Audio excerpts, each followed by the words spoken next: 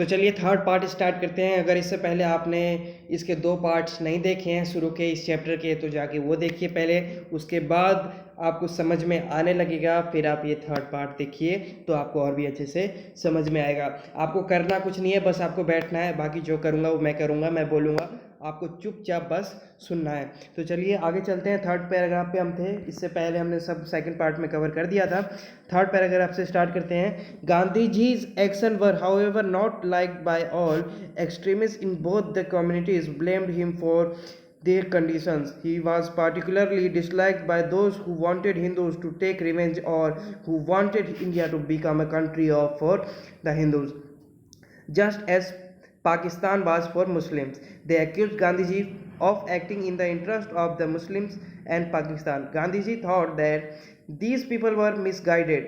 He was convinced that any attempt to make India into a country only for the Hindus would destroy India.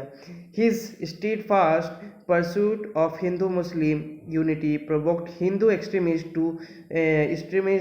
so much that they made several attempts to assassinate Gandhiji. Despite this, he refused to accept armed protection and continued to meet everyone during his prayer meeting. Finally, on 30 January 1948, one such extremist, Nathuram Vinayak Godse, walked up to Gandhiji during his evening prayer in Delhi and fired 3 bullets at him, killing him instantly. Thus ended a lifelong struggle for truth, non-violence, justice and tolerance. बहरहाल गांधी जी के कामों से हर कोई खुश हो ऐसी बात नहीं थी। हिंदू और मुसलमान दोनों ही समुदाय में अतिवादी अपनी स्थिति में के लिए गांधी जी पर दोष मंड रहे थे। जो लोग चाहते थे कि हिंदू बदला ले अथवा भारत भी उसी तरह सिर्फ हिंदुओं का राष्ट्र बने जैसे पाकिस्तान मुसलमानों का राष्ट्र बना था, वे गांधी जी को खास तौर पर नापसंद करते थे। इन लोगों ने आरोप लगाया कि गांधी जी मुसलमानों और पाकिस्तान के हित में काम कर रहे हैं। गांधी जी मानते थे कि वे गुमराह किए गए वे लोग हैं। उन्हें इस बात का पक्का विश्वास था कि भारत को सिर्फ हिंदुओं का देश बनाने की कोशिश की गई तो भारत बर्बाद हो जाएगा। हिंदू मुस्लिम एकता के उनके अनडित प्रयोगों से अतिवादी हिंदू इतने नाराज थे कि उन्होंने कई दफ़े गांधी जी को जान से मारने की कोशिश की। इसके बावजूद गांधी जी ने सशस्त्र सुरक्षा हासिल करने से मना कर दिया और अपनी प्रार्थना सभा में हर किसी से मिलना जारी रखा। आखिरकार 30 जनवरी 1948 के दिन ऐसा ही एक हिंदू अतिवादी नथुराम विनायक गोडसे गांधी जी की संध्याकालीन प्रार्थना के समय उनकी तरफ चलता हुआ नज़दीक पहुंच गया। उसने गांधी जी पर 3 गोलियां चलाई और गांधी जी को मार दिया। इस तरह न्याय और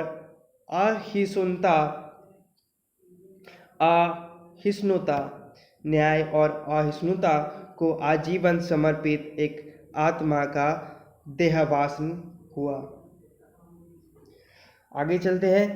Gandhiji's death had an almost magical effect on the communal situation in the country. Partisan-related anger and violence suddenly subsided. The government of India cracked down on organizations that were spreading communal hatred. Organizations like Rashtriya Swayamsevak Sangh were banned for some time.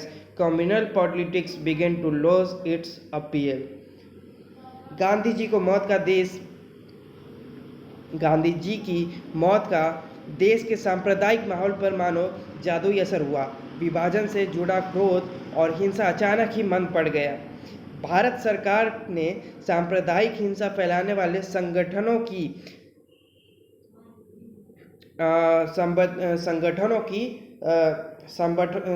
को कुछ दिन के लिए रोक दिया, उसको ban कर दिया गया। राष्ट्रीय स्वयंसेवक संघ जैसे संगठनों को कुछ दिन तक प्रतिबंधित कर दिया गया। सांप्रदायिक राजनीति का जोर लोगों में घटने लगा। आगे चलते हैं, आगे देखते हैं। ये आर्टिकल है उस टाइम के पेपर में, और ये देखिए इस आर्टिकल में ये दिख भी रहा है महात्मा गांधी शॉट डेड। मतलब उस समय कितने सारे लोग इकट्ठा हो गए थे जब ऐसी ये घटना हुई थी। द न्यूज़ ऑफ गांधी जी's assassination drew a crowd in Kolkata. तो चलिए इससे आगे चलते हैं, इस फोटो से आगे चलते हैं और यहाँ पे फिर से पैराग्राफ स्टार्ट हो गया है। हमने पिछले पार्ट में देखा था कि पैराग्राफ यहाँ पे छूट गया था, ये पेज नंबर 11 पे यहाँ पे पैराग्राफ छूट गया था। बट मोस्ट लीडर्स, ये नीचे से लास्ट थर्ड लाइन है, but most leaders of the national movement believe that India must treat persons of all religion equally and that India should not be a country that gives superior status to adherents of one faith and inferior to those who practice another religion। तो कहना ये है इनका कि भारत को इस तरीके से बनाने की सोच रखी गई कि किसी एक धर्म को बढ़ावा ना दिया जाए, सभी धर्म को बराबर माना जाए और किसी के साथ कोई भेदभाव ना हो। All citizens would be equal irrespective of their religious affiliation। Being religious or a believer would not be a test of citizenship। They cherished therefore the ideal of a secular nation। The ideal was enshrined in the Indian Constitution।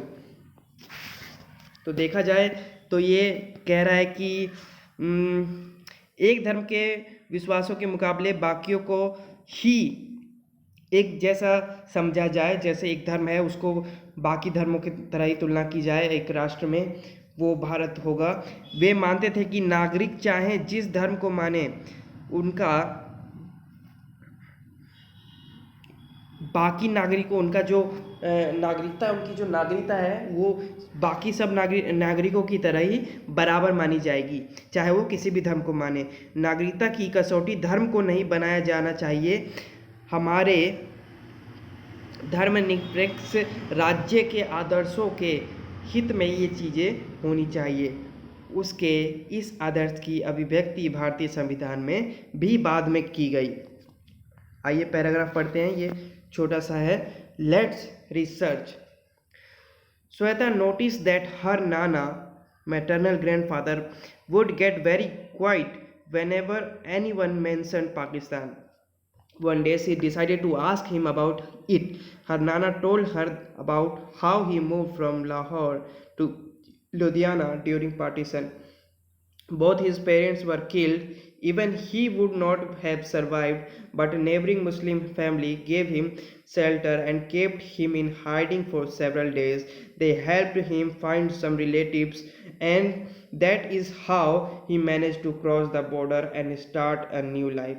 Have you heard a similar story? Ask your grandparents or anyone of that generation about their memories of Independence Day, about the celebration, about the trauma of partition, about the expectations they had from independence। Write down at least 2 of these stories। तो ये कहता ही है कि श्वेता ने गौर किया था कि जब भी कोई पाकिस्तान का जिक्र होता था तो उसके नाना एकदम से चुप हो जाते थे। एक दिन उसने नाना से इसके बारे में पूछने का फैसला किया। उसके नाना ने बताया कि बंटवारे के समय उन्हें लाहौर से लुधियाना आना पड़ा था। उनके माता पिता मार दिए गए थे। श्वेता के नाना भी बच नहीं पाते, लेकिन वहीं के कुछ लोगों ने उन्हें शरण दिया और फिर बाद में उसे जाकर उन्हें पहुंचा दिया गया। तो ये कहता है कि अगर आपके पास भी अगर कोई ऐसे हैं लोग हैं, दादा है कि कोई है जो आज़ादी के समय पे थे, तो उनसे पूछिए कि आपके पास भी अगर ऐसी कोई कहानी है, और ऐसी कोई कहानी है तो कम से कम 2 कहानी इसके ऊपर लिखिए। तो ये तो ऐसी लेट्स रिसर्च था। आगे चलते हैं। इंटीग्रेशन ऑफ प्रिंसली स्टेट्स, रजवाड़ों का विलय। British India was divided into what were called the British Indian Province and Princely States। The British Indian Province were directed under the control of British government। On the other hand, several large and small states ruled by princes, called the princely states, enjoyed some form of control over their internal affairs as long as they accepted British supremacy। This was called paramountcy or suzerainty of British Crown। Princely states covered 1/3 of the land area of the British India Empire, and 1 out of 4 Indians lived under princely rules। तो ये कहता है British India दो हिस्सों में था। एक हिस्से में ब्रिटिश प्रभुत्व वाले भारतीय प्रांत थे, तो दूसरे हिस्से में देसी रजवाड़े। ब्रिटिश प्रभुत्व वाले भारतीय प्रांतों पर अंग्रेजी सरकार का सीधा नियंत्रण था। दूसरी तरफ छोटे बड़े आकार के कुछ और राज्य थे, इन्हें रजवाड़ा कहा जाता था। रजवाड़ों पर राजाओं का शासन था। राजाओं ने ब्रिटिश राज की अधीनता या कहें कि सर्वोच्च सत्ता स्वीकार कर रखी थी, और इसके अंतर्गत वे अपने राज्य के घरेलू मामलों का शासन चलाते थे। अंग्रेजी प्रभुत्व के अंतर्गत आने वाले भारतीय साम्राज्य के 1/3 हिस्से में रजवाड़े कायम थे। प्रत्येक 4 भारतीयों में से एक किसी न किसी रजवाड़े से जुड़ा हुआ था। आगे चलते हैं। द प्रॉब्लम, समस्या। Just before independence, it was announced by the British that with the end of their rule over India, paramountcy of the British crown over princely states would also lapse. This meant that all these states, as many as 565 in all, ये याद रखने की चीज़ है कि उस समय जो princely states है वो लगभग 565 के करीब थी या उससे ज़्यादा थी, would become legally independent. The British government took the view that all these states were free to join either India or Pakistan or remain independent if they so wished. This decision was left not to the people but to the princely rulers of these states. This was a very serious problem and could threaten the very existence of a united India. तो आगे ये कहता है, आज़ादी के तुरंत पहले अंग्रेजी शासन में घोषणा की गई कि भारत पर ब्रिटिश प्रभुत्व के साथ ही रजवाड़े भी ब्रिटिश अधीनता से आज़ाद हो जाएंगे, ब्रिटिश के चंगुल से छूट जाएंगे। इसका मतलब यह था कि सभी रजवाड़े लगभग 565 के आसपास ब्रिटिश राज की समाप्ति के साथ ही कानूनी तौर पर आज़ाद हो जाएंगे। अंग्रेजी राज का नज़रिया यह था कि रजवाड़े अपनी मर्जी से चाहें तो भारत या पाकिस्तान में शामिल हो जाएं या फिर अपना स्वतंत्र अस्तित्व कायम कर लें। भारत अथवा पाकिस्तान में शामिल होने या स्वतंत्र हैसियत बनाए रखने का फैसला रजवाड़ों की प्रजा पर नहीं, मोस्टली प्रजा पर निर्भर नहीं था, वहाँ के राजाओं पर निर्भर था, और यह फैसला लेने का अधिकार राजाओं को दिया गया था। यह अपने आप में बड़ी गंभीर समस्या थी और इससे अखंड भारत के अस्तित्व पर बहुत बड़ा खतरा मंडरा रहा था। आगे चलते हैं। The problems started very soon. First of all, the rulers of Travancore announced that the state had decided on independence. The Nizam, नीचे चलते हैं। अच्छा, नीचे एक मैप है, India before and after partition. तो यहाँ पर हम देख सकते हैं, यहाँ पर मेंशन भी है। ये जो येलो कलर का आप जो देख रहे हैं, ये ब्रिटिश इंडिया का उस समय जो था कि ब्रिटिश इंडिया ने जो कैप्चर कर रखा था वो एरिया ये येलो कलर में दिख रहा होगा आपको। ये नीचे अंडमान निकोबार भी पूरा इन्होंने कब्जे में इनके था। इधर से लक्षद्वीप आइलैंड वगैरह, ये मद्रास, बॉम्बे, बिहार, बंगाल, ये सब उस समय ब्रिटिश इंडिया के कब्जे में था। और ये जो ब्लू कलर के आप देख रहे हैं ये प्रिंसली स्टेट्स थे। तो यहाँ पे राजाओं का शासन था, ये रजवाड़ा था। तो ये मिलके जो थे ब्रिटिश इंडिया और ये प्रिंसली स्टेट मिलके ये पूरा एरिया कवर हो रहा था। तो ये इस मैप में दिखाया गया है आज़ादी से पहले, 1947 से पहले। आगे चलते हैं हम। तो यहाँ पे छूट गया था जो लाइन जहाँ पे हमने 2 पकड़ी थी। The problems started very soon. First of all, the ruler of Travancore announced that the state had decided on independence. The Nizam of Hyderabad made a similar announcement the next day. Rulers like the Nawab of Bhopal were averse to joining the Constituent Assembly. This response of the ruler of the princely state means that after independence there were a very real possibility that India would get further divided into a number of small countries. The prospects of democracy for the people in these states also looked bleak. This was a strange situation since the Indian independence was aimed at unity, self-determination as well as democracy. In most of these princely states, government were run in a non-democratic manner and the ruler were unwilling to give democratic rights to their population. तो ये कहता है कि समस्या ने जल्द ही अपने तेवर दिखाने शुरू कर दिए। सबसे पहले त्रावणकोर के राजा ने अपने राज्य को आज़ाद करने की घोषणा की। अगले ही दिन हैदराबाद के निज़ाम ने ऐसी ही घोषणा की। कुछ साल मसलन भोपाल के नवाब संविधान सभा में शामिल नहीं होना चाहते थे। रजवाड़ों के शासकों के रवैये से ये बात साफ हो गई थी कि आज़ादी के बाद हिंदुस्तान कई छोटे छोटे देशों की शक्ल में बढ़ जाने वाला है, जैसे कि ये हमारा यूरोप बटा हुआ है छोटे छोटे देशों में। लोकतंत्र का भविष्य अंधकार में जान पड़ रहा था।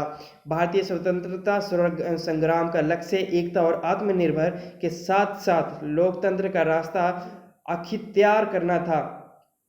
इसे देखते हुए यह स्थिति अपने आप में ही बड़ी विचित्र थी। अधिकतर रजवाड़ों में शासन लोकतांत्रिक रीति से चलाया जाता था और रजवाड़ों के शासक अपनी प्रजा को लोकतांत्रिक अधिकार देने के लिए तैयार नहीं थे। तो ये मुख्य दिक्कत थी कि राजा जो थे वो चाह नहीं रहे थे कि वहाँ के जो लोग हैं वो उनको लोकतंत्र प्रदान किया जाए। वो चाह रहे थे कि अब ब्रिटिश चली गई है तो हम ही यहाँ पर अकेले राज करें। यहाँ साइड में कुछ लिखा है, इसे पढ़ते हैं। We are at a momentous stage in the history of India. By common endeavor, we can rise the country to new greatness. While lack of unity, while expose us to unexpected calamities, I hope the India state will realize fully that if we do not cooperate and work together in the general interest, anarchy and chaos will overwhelm us all, great and small and lead us to total ruin. ये लिखा था सरदार पटेल ने letter to princely rulers 1947। ये लिख के उन्होंने पहले basically कोशिश की थी लोगों को समझाने की कि आप समझ जाएं, भारत से जुड़ जाएं, ये दिक्कत हो सकती है। बाद में इन्होंने अपना दूसरा तरीका भी अपनाया था जो कि था जंग का तरीका। तो इसको अगर हिंदी में हम समझे तो ये कहता है, हम भारत के इतिहास के एक यादगार मुकाम पर खड़े हैं। साथ मिलकर चले तो देश को हम महानता की नई बुलंदियों तक पहुंचा सकते हैं, जबकि एकता के अभाव में हम प्रत्याशित विपदाओं के घेरे में होंगे। मैं उम्मीद करता हूं कि भारत की रियासत इस बात को पूरी तरह से समझेगी कि अगर हमने सहयोग नहीं किया और सर्व सामान्य की भलाई में साथ मिलकर कदम नहीं बढ़ाया तो अराजकता और अव्यवस्था हम में से सबको, चाहे कोई छोटा हो या बड़ा, घेर लेगी और हमें बर्बादी की तरह ले जाएगी। फिर से आ जाते हैं पैराग्राफ की तरफ। Governments approach. The interim government took a firm stance against the possible division of India into small participatories of different sizes. The Muslim League opposed the Indian National Congress and took the view that the states should be free to adopt any course they liked. Sardar Patel was India's deputy prime minister and the home minister during the cruel period immediately following independence. He played a historic role in negotiating with the rulers of princely state formally but diplomatically and bringing most of them into the Indian Union. It may look easy now, but it was a very complicated task which required skillful persuasion. For instance, there were 26 small states in today's Orissa. Saurashtra region of Gujarat had 14 big states, 119 small states and numerous other different administration. तो ये कहता है कि छोटे बड़े विभिन्न आकार के देशों में बढ़ जाने की इस संभावना के विरुद्ध अंतरिम सरकार ने कड़ा रुख अपनाया। मुस्लिम लीग ने भारतीय राष्ट्रीय कांग्रेस के इस कदम का विरोध किया। लीग का मानना था कि रजवाड़ों को अपनी मनमर्जी का रास्ता चुनने के लिए छोड़ दिया जाना चाहिए। रजवाड़ों के शासन को मनाने समझाने में सरदार पटेल ने एक ऐतिहासिक भूमिका निभाई थी और अधिकतर रजवाड़ों को उन्होंने भारतीय संघ में शामिल होने के लिए राजी कर लिया था, चाहे वो समझा के हो या फिर जंग का रास्ता मार्ग दिखा के। आज यह आसान पड़ सकता है, लेकिन अपने आप में ये एक बड़ा जटिल काम था। इसके लिए बड़ी चतुराई और युक्तिपूर्ण पहलकदमी की जरूरत थी। मिसाल के तौर पर आज के उड़ीसा में ही लगभग 26 और छत्तीसगढ़ में 15 छोटे छोटे रजवाड़े थे। सौराष्ट्र में 14 बड़े और 119 छोटे रजवाड़े और अन्य अनेक प्रशासनिक तंत्र थे। The government's approach was guided by three considerations. Firstly, the people of most of the princely states clearly wanted to become part of the Indian Union. Secondly, the government was prepared to be flexible in giving autonomy to some regions. The idea was to accommodate plurality and adopt a flexible approach in dealing with the demands of the regions.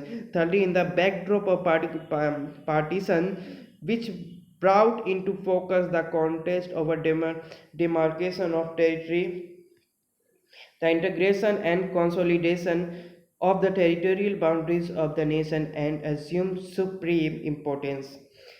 देसी रजवाड़ों की इस चर्चा से 3 बातें सामने आई थी। पहली बात तो ये कि अधिकतर रजवाड़ों के लोग भारतीय संघ में शामिल होना चाहते थे। दूसरी बात यह थी कि भारत सरकार का रुख लचीला था और वह कुछ इलाकों को देने के लिए तैयार भी हो गई थी, जैसा कि जम्मू कश्मीर में हुआ। भारत सरकार ने विभिन्नताओं को सम्मान देने और विभिन्न क्षेत्रों की मांगों को संतुष्ट करने के लिए यह रुख अपनाया था।